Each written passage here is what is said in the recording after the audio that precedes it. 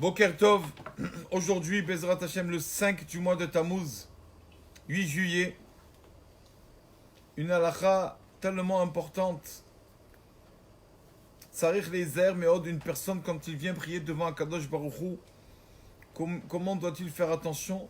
Les vate hetev et hatevot, de bien prononcer les mots quand il sort les mots de sa bouche. Et faire attention de ne sauter aucun mot. Et il doit sortir les mots de sa bouche comme quand il compte des pièces. Et de faire attention non seulement de ne pas manquer un mot, de ne pas manquer une lettre. Et pas comme ces gens-là qui avalent tous les mots et toutes les lettres. Et qu'on ne comprend rien à leur prière. Et c'est sûr que ce n'est pas Kavod d'Akadosh Baruch Hu de lui parler comme ça. Et chacun doit penser, s'il était vraiment devant un roi de chair et de sang, comment il aurait parlé? À forte raison quand il se trouve devant le roi des rois, Akadosh Baruch Hu. C'est pour cela quand on fait la prière, aucun travail, même une petite chose, on ne fait rien. Parce qu'on est en train de parler au roi des rois. Et quand une personne est en train de faire la prière, et donc a quelque chose d'autre dans les mains ou quoi, il pense, il s'occupe avec autre chose. Alors quand je me dis Telcho et Mikeri, vous êtes trop froid avec moi, comme ça il dit Akadosh Baruch. Donc déjà de faire attention à la comment prononcer les lettres, ça aussi, comme le Baal Shem Tov dit, j'ai vu les prières du peuple d'Israël dans le ciel. J'ai vu plus de 50 ans de prières qui volent dans le ciel et qui ont besoin d'être déchiffrées. Et personne ne s'en occupe. Parce qu'il dit quand elles ont été dites, ces prières, elles ont été dites vite, et donc sans bien prononcer les lettres. Il dit, il n'y a personne qui peut les accepter. On ne comprend pas qu'est-ce qu'elle veut dire, ces prières. Combien une personne, quand il sort les mots de sa bouche, doit faire attention comment prier à Kadosh Baruch Hu. C'est ça que la personne qui veut vraiment un jour dire qu'il fait bien sa tefila, il est obligé d'abord d'apprendre à lire. Comment on prononce les lettres, comment on prononce un tav, comment on prononce un tête, comment on a la différence entre un bet, un vet, un gimel avec le point, gimel sans le point qui devient rimel, etc., etc. Qu'est-ce qu'un jvanar, qu'est-ce qu'un jvanar. On ne sait pas malheureusement dans tout ça.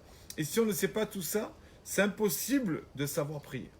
Donc on peut en fait prier pendant 50 ans, 60 ans, 3 prières par jour, mais malheureusement quand même on ne saura pas lire. Donc on doit faire attention, vraiment, on doit savoir, chacun de nous doit apprendre comment prononcer les lettres, les règles basiques de grammaire pour pouvoir parler devant Akadosh Baruch Hu. Il y a plusieurs halachot. Voilà, par exemple, on a vu la personne qui ne sait pas différencier entre le Aleph et le He, ou le He et le Aïn, ne pouvait même pas monter Chazan, ne pouvait pas monter en tant qu'officiant, parce que ils défendent complètement la prière. Donc on doit vraiment essayer, Bezrat Hashem, de faire attention à tout ça. Et quand une personne fait attention, même si on n'est pas méritant, alors, même si on n'est pas méritant, on prononce bien quand il reçoit notre prière. On a vu la paracha de cette semaine. La paracha de cette semaine, on a vu que Korach, qui était une personne qui a voulu aller à l'encontre de Moshe Rabbeinu, qui peut se permettre d'aller à l'encontre du tzaddik, du juste de la génération. Korach, malgré le fait qu'il a fait ça, quelque chose qui était tellement grave, il a induit en erreur plusieurs rabbanim, ils ont pris avec lui, il leur a dit, allez venez, on va aller contre Moshe Rabbeinu. C'est marqué que Korach, Moshe Rabbeinu dit à Kadosh Baruch Hu, Hachem s'il te plaît, Al tefen el min khatam, n'écoute pas la prière de Korach, s'il te plaît. Pourquoi Moshe Rabbeinu a besoin de demander ça? Si Korach était tellement un impie, un rachat, d'après ce qu'il a fait, on dirait, ben c'est sûr que Hachem n'acceptera pas sa prière. De là, on voit, disent nos sages, qu'une personne, même s'il ne mérite pas, des fois, comme il prie avec son cœur, Hachem écoute sa prière. On a vu Ishmaël, Baacher ou Sham. La personne, au même moment, quand il des fois, même qu'il ne mérite pas, au moment où il prie avec son cœur, alors il peut être sauvé de n'importe quoi. Donc, ça vaut le coup au moins de bien la faire la prière. D'être méritant, on ne sait pas si on sera méritant vraiment. Mais au moins de faire la prière, bien la prononcer, ça dépend de nous. Quand une personne y prie comme il se doit, alors, quand il dit, bon, allez, ça va, tu as bien sorti les paroles de ta bouche, alors ça va, je reçois cette défi-là. Pareil, il y a un livre, Yesod Veshoresh Avoda, un livre qui raconte qu'il y avait un chassid, un sage qui a vu Eliyahu Hanavi.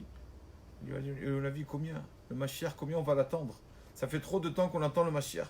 Il lui a dit, c'est vrai, mais il y a un problème. Il dit, c'est quoi le problème? Il a dit, vous ne savez pas sortir la prière de votre bouche, vous ne savez pas prononcer les mots.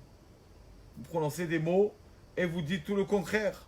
Vous dites par exemple dans la Hamida, on dit Hachem Utfilatam et la tefila du peuple d'Israël, Mehera be'avat tekabel be'razon. Il faut vite que tu l'acceptes à Kadosh Baruch Hu. C'est ce que veut dire les mots. Et au lieu de dire Mehera vite, que la prière soit acceptée vite, vous dites tout filatam, au lieu de dire avec un He, Mehera, vous dites avec un Aleph, Mehera. Avec un Aleph, ça veut dire que la prière soit une malédiction. Mehera, ça veut dire malédiction. Vous dites tout le contraire. Vous demandez à Hachem des choses affreuses. Donc il dit combien faites attention, il lui a dit Eliouanavi à Sorav. Faites attention quand vous prononcez les lettres, alors ma chère, il viendra beaucoup plus vite. Donc il amène ici une petite histoire. Combien quand une personne, la force de la Tefila, on a vu même Korach, qui était un rachat, qui a voulu aller contre Moshe Rabbeinu, Hachem a voulu accepter sa prière. Alors regardez, il raconte une histoire d'un rave qui s'appelait Rabbi Kalman, un rave qui était d'Hongrie.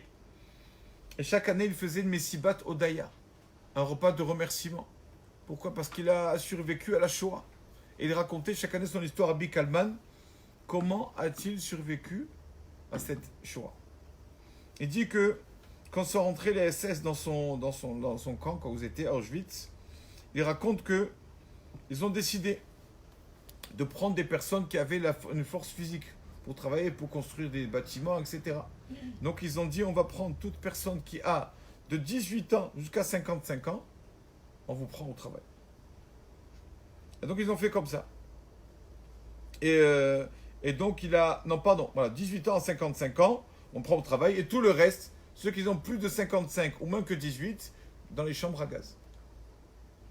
Et donc on imagine bien, ils ont mis, qu'est-ce qu'ils ont fait? Ils ont mis comme une barre sur le mur, et ils ont dit on va faire passer chacun, on va le mesurer à la barre, à cette poutre-là. Et tout celui qui arrive à la poutre, donc c'est un signe qu'il a déjà l'âge de 18 ans. Donc on va le faire travailler. Celui qui n'arrive pas à cette poutre, à la hauteur n'arrive pas, donc ça veut dire qu'il a moins de 18, on le prend dans les chambres à gaz. Il raconte Rabbi Kalman, il dit, on imagine tous les enfants, les pauvres qui marchaient avec les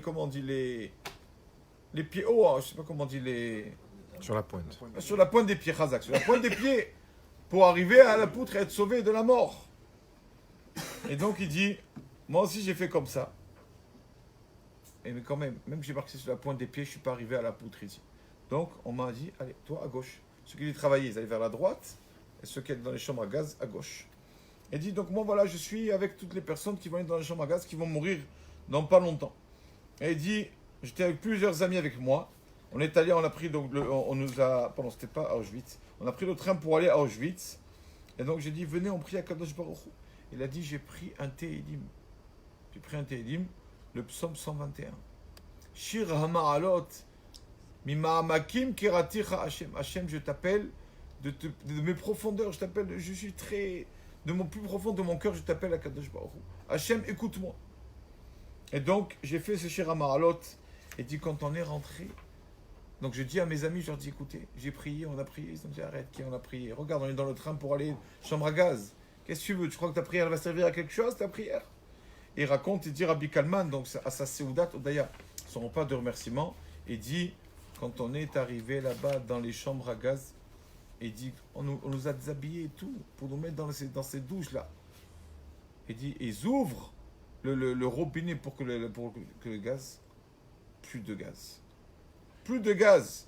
Il a dit, quand on a vu ça, on est resté en vie. Et il dit, je sais que tout ça, c'est grâce au Shir Hama'alot, au Tehillim que j'ai dit, Shir Hama'alot, Mima'amakim Kiraticha Hashem. Hashem, je t'appelle de profondeur. Donc comment c'est le 120, psaume 120, pas le 121, psaume 120. Donc il dit, voilà comment une personne, quand il prie même un psaume de Tehillim, comment il peut être épargné de la mort. Voilà. Donc on doit Bezrat Hashem, c'est des choses que peut-être qu'on sait, mais tous les jours on en parle parce qu'on oublie la force que nous avons, le peuple d'Israël. La force de la bouche, la prière, sont comparés à un ver de terre. Un ver de terre, il n'a comme force que sa bouche. On a comme force, comme arme que notre bouche. Donc ça vaut le coup de faire attention. Chacun de nous, il y a des personnes, malheureusement, c'est vrai, qui ont peut-être des connaissances énormes. Et à vrai dire, des fois même, des rabbanim, qui connaissent beaucoup et tout. Mais quand on leur demande la prière, comment on lit ça, ça, on dit non, c'est pas important d'étudier ça. Ça, c'est pas la peine d'étudier. Alors qu'on a vu que les commentaires, Rashi, tout ça, ont pris le temps, des rabbanim ont pris le temps des livres, d'écrire des livres de grammaire, etc., tellement que c'est important. Donc c'est important de connaître les lois de grammaire. Comme ça, après, Kadosh Baruch Hu, bien sûr, acceptera nos prières. Baruch Adonai Le'olam. Amen.